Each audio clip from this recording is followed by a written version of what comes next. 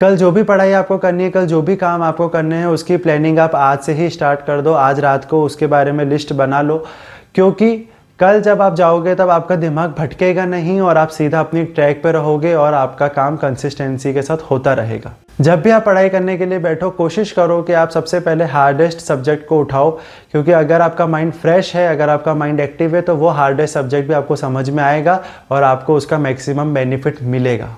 कोशिश करो कि कभी भी आपका बहुत लॉन्ग सेशन ना हो, मैक्सिमम आपका 30 to 45 मिनट्स का सेशन हो सकता है।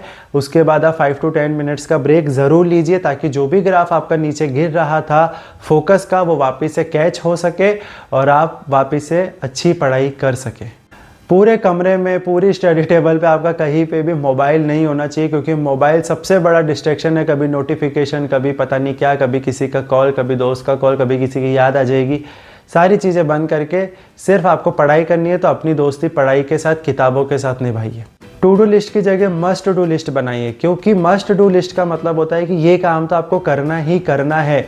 अगर आपके टू डू लिस्ट के अंदर 10 काम ऐसे हैं जो आपको करने हैं, तो उसमें से 3 to 4 काम ऐसे होंगे जो आपको करने ही करने हैं, तो वो आपके मस्ट डू लिस्ट में चले जाएंगे। और इससे आपको बेनिफिट मिलेगा कि जो भी आपका इंपॉर्टेंट काम है वो छूटेगा नहीं। परफेक्ट होने के पीछे मत भागो, सिर्फ कंसिस्टेंसी के पीछे भागो, क्योंकि अगर तुम परफेक्ट होने के पीछे भागोगे, एक भी दिन तुम्हारा ऊपर नीचे हो गया तो तुम्हारा पूरा हफ्ता, पूरा महीना बिगड़ सकता है। हमेशा फोकस करो एवरेज कंसिस्टेंसी के ऊपर, क्योंकि जीवन के अंदर अप्स एंड डाउन्स आते रहेंगे, प्रॉब्लम्स आती रहेंगी, खुशी दुख आते रहेंगे, इमोशंस चलते रहेंगे, तो आपको भी उसके हिसाब से आपका ग्राफ को मैनेज करना आना चाहिए। एवरेज कंसिस्टेंसी मतलब ये कि 12 घंटे भी पढ़ सकते हो और कभी 5 घंटे 2 घंटे भी पढ़ो तो ओके है। इसमें इतना रिग्रेट, इतना गिल्ट फील करने की ज़रूरत नहीं है।